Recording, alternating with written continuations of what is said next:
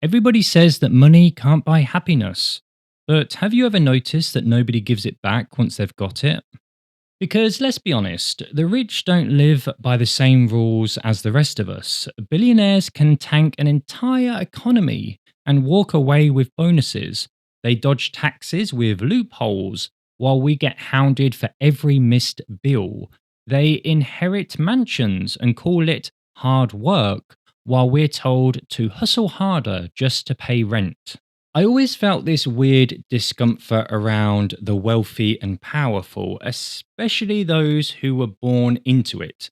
And it's infuriating watching someone born into money act like they've earned it all. You see these influencers who flaunt their lifestyles, and you know damn well they're built on family trust funds, shady deals, or just sheer luck. And they almost felt like a different species with rules and morals that didn't apply to the rest of us. And it doesn't stop there because I was also very angry at the rigged system too, the one that works for the top 1% and bends the rest of us in knots. But what scared me most wasn't the system. It was actually how I and everybody around me kept censoring ourselves because the fear of rejection was stronger than the fear of being different. The crowd doesn't crucify you for failing, it crucifies you for standing out. Every culture has punished its, let's call them individualists, the scapegoat king, the tall poppy, the celebrity takedown. So, why do we hate the rich and powerful? Is it because of what they do, or do we hate them because they remind us about ourselves? And yeah, I know it might sound like I'm defending billionaires. I'm not. The point is to help you see the shadow, the envy, the fear of standing out. Inequality is real.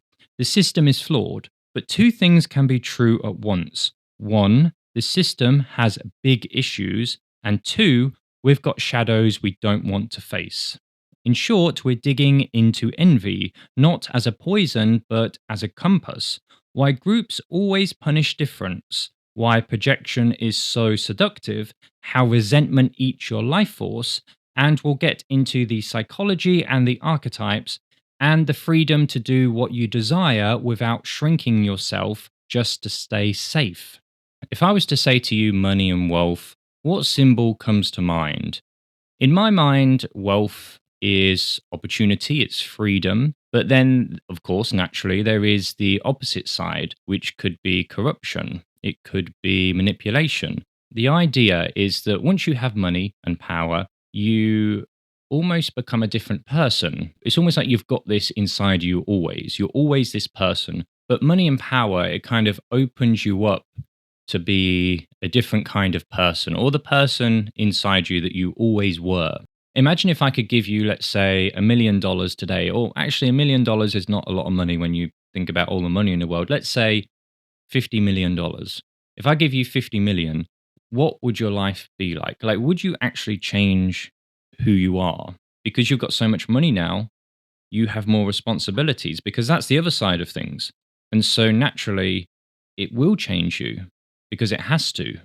And the issue is that we kind of have a negative stereotype of money. Many people have this subconscious feeling towards money that it's bad or evil or that it corrupts you.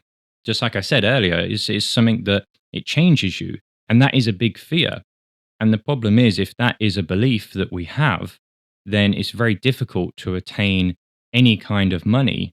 And unfortunately, due to the system we're in, we need money to survive. But one of the famous quotes that I believe came from Plato, he said in the Republic, and he didn't say this in so many words, but I'm rephrasing. He said that when wealth piles up in too few hands, politics bends to serve those hands. So the rich write the rules, obviously to protect themselves.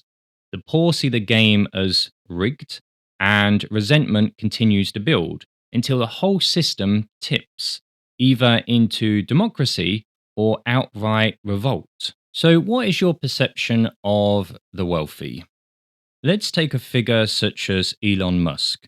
There's a Reddit page, and I scroll through Reddit quite often, and I think it was a subreddit called LinkedIn Lunatics. And this one guy, he made a photo with him and Elon Musk. But the reason why he was ridiculed about it is because the picture, the AI picture that he generated, Elon Musk was the superhero and he was the sidekick. And people were saying, well, you're not even the main hero in your own fantasy. It's a bit sad. But it got me thinking that there are a lot of people out there that really do adore these billionaires and the wealthy and powerful people, almost like, well, rock stars. They are the rock stars of the modern world. And it really is interesting how that perception of wealth impacts our own money and our own life. And like I said earlier, it's something where I had a big problem with people who had a lot of money and a lot of power, especially because of the things that I was reading that they did. And I would be like, why would you even do something like that? Why do you even want more money? I mean, how different is it if you have 10 billion or 20 billion in the bank and now you have 30 billion? Do you really feel the difference? And then you kind of question, well, is it the dopamine? Is that really what they're doing? They just need something to fill their life with? Or is it in fact that gives them a purpose? For them, money is a reason to live, a reason to continue to push the extremes. But then once that happens, you kind of think, well, maybe that is what changes people. And then you kind of think to yourself, well, maybe it's almost like you need that difference to make wealth or to make money or to have any kind of power in your own life. And that's not a colossal scale, but just say you're trying to make a little bit more money or you're trying to better your life in some way, then you kind of think, well, maybe I do need to think like that. Maybe the problem is actually my thinking. What really matters is the perception. The perception that we have is that when it comes to the perception of people, especially wealthy individuals, powerful individuals, that impacts us way more than we can ever realize. It impacts the way that we see money, it impacts the way we see our own life. We can even start to compare ourselves to other people.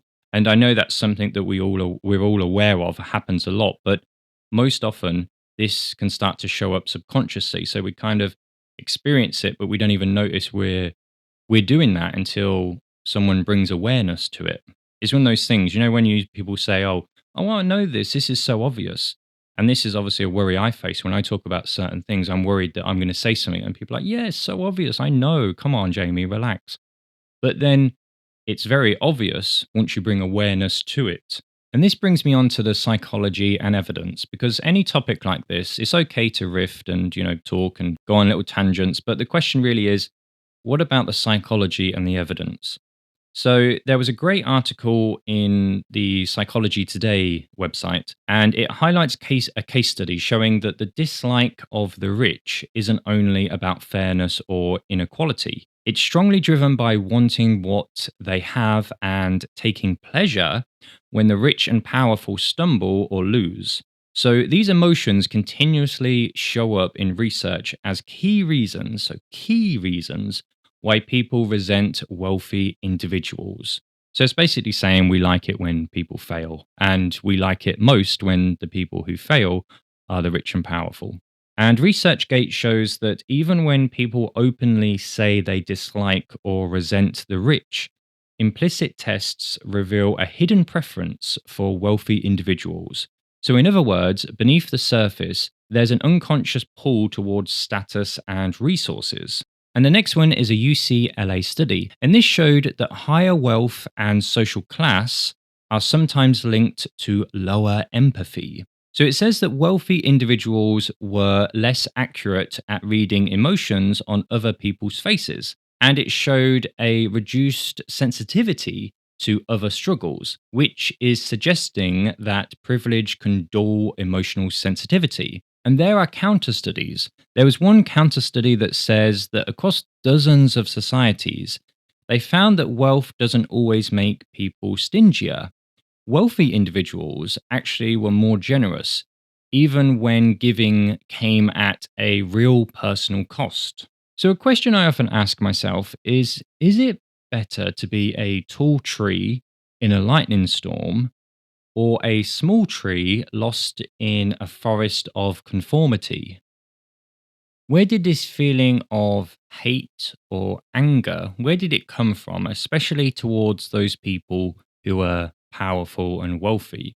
Now, on the surface, why we hate the rich and wealthy is actually a very easy question to answer. When you look at everything going on, you look at the decisions that people are making, you look at where money's been spent on things that are potentially harming other people. It's understandable to feel that hate and anger towards people. Now, in my experience, anger is never anger for the sake of it. Now, there are some people in the world that are just angry. We all probably know one or two people like this in our lives. But there's typically a reason why someone is angry. And most often it reflects on us rather than the person. Now, let me give you an example. So, let's say that you're driving a car.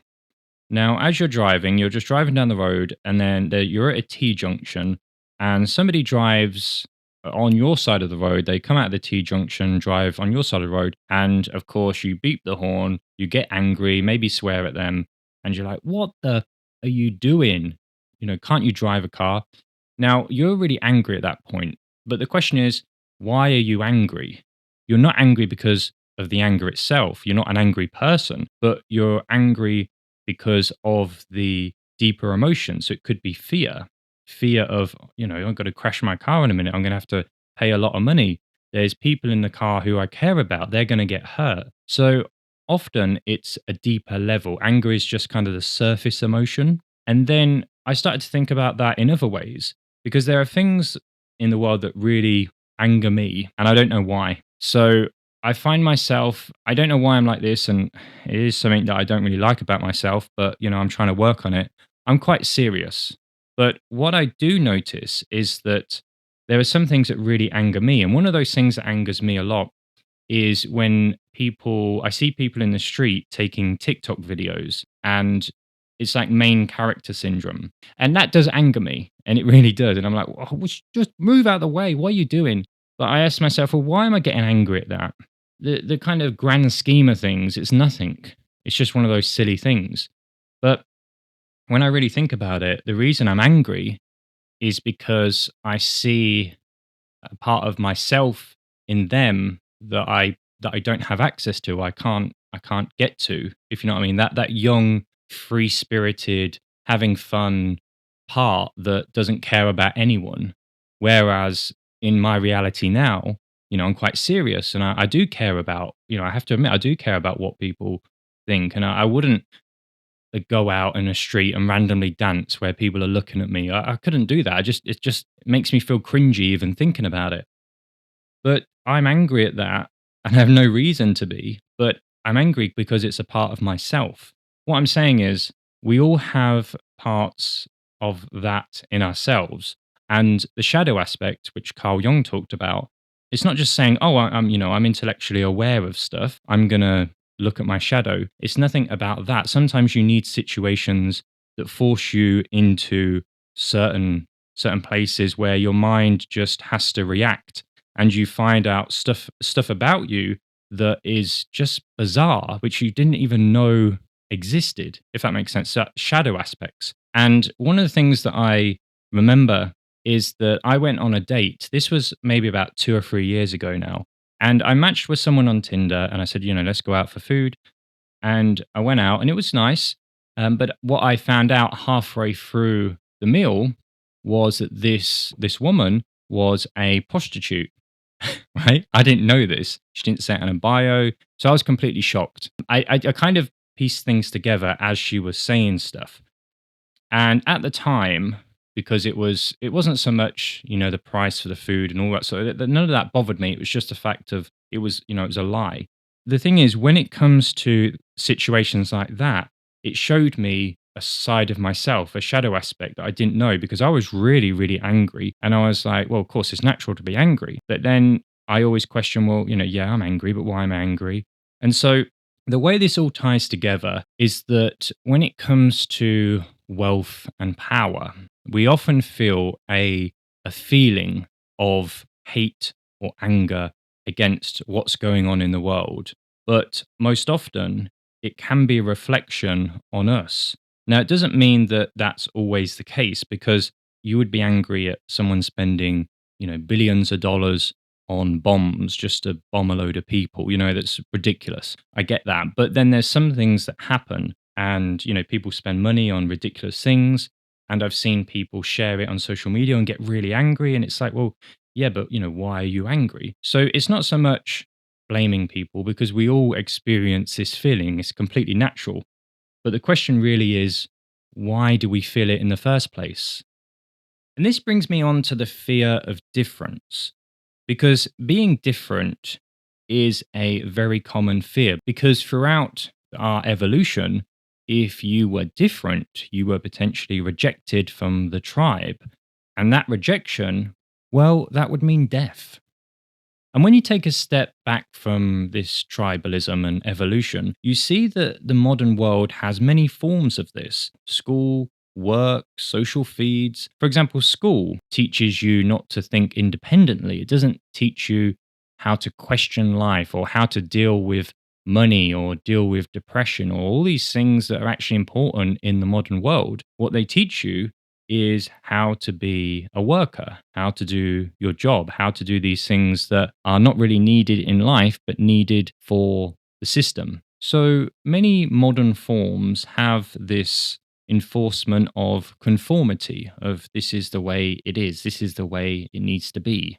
But the fear of difference is more than just the evolution or the modern forms. It's also the core loops, which I mean fear of rejection, which is often much stronger than the fear of stagnation or the fear of conformity. And this leads me back to a few points that I was mentioning at the start of this transmission. So there's one which includes the scapegoat king, and the other one is the tall poppy syndrome. So the scapegoat king. So this is an old ritual. So a man was crowned like a king, celebrated, but then he was sacrificed to carry the tribe's sins. Next, there is the tall poppy syndrome. The tall poppy syndrome. So, this is if, say, for example, you have a flower and it grows taller than the rest, it's the tallest flower in the garden. Well, what often happens, it gets cut down. So, when someone succeeds, people mock them. They drag them down. They say stuff to them online. They try and downplay their achievements. They really try to cut down that poppy. There's also the collective shadow. So these are groups that reject certain traits. So you've got greed, ambition, envy, that kind of thing, and they dump them on visible people. So the rich and the powerful often become containers for all of that energy. The world is bad because of this individual, or the world is not the way it should be because of this group. Now, with this particular point, I'll be honest and say that actually I could argue both of these areas for and against very well because I'm split. I really am. I also believe that this is true. We do dump all of our sins, saying the world is bad because of this, on other people, when in fact, a lot of the things are due to society rather than a small group of individuals. But then on the other side, I also understand that society is not based on us just being like this, but instead based on the system that we are in. And if I'm being honest with you, everything that we've been talking about today is very similar to the position that I'm in. And this is why I felt that this topic, it's a good topic for me to start with, because I'm in this very position. I'm in a position where I'm talking about my truths. I'm looking at things where, things that we know to be true. We know that a lot of people out there, whether you believe this or you don't, we know that there are a lot of people out there that do hate rich people and powerful people. We know that there's a lot of energy going into that.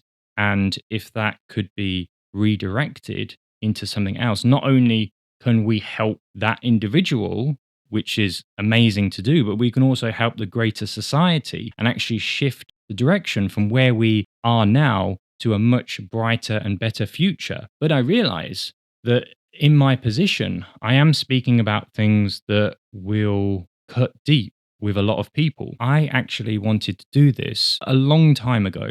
I felt, just who the hell am I? No one's going to listen to me. But I think you do what you think is right. And I think at the end of life, whenever that is, you can say to yourself, well, maybe I didn't have the effect I wanted to have, but at least I did what I think to be true.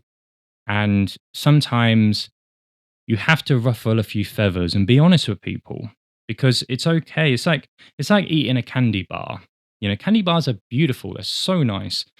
But then eventually they're going to make you sick. You need an apple. You need something that, yeah, it doesn't taste very nice, but it does the job. And I'm saying stuff like, don't be afraid to be the tall poppy.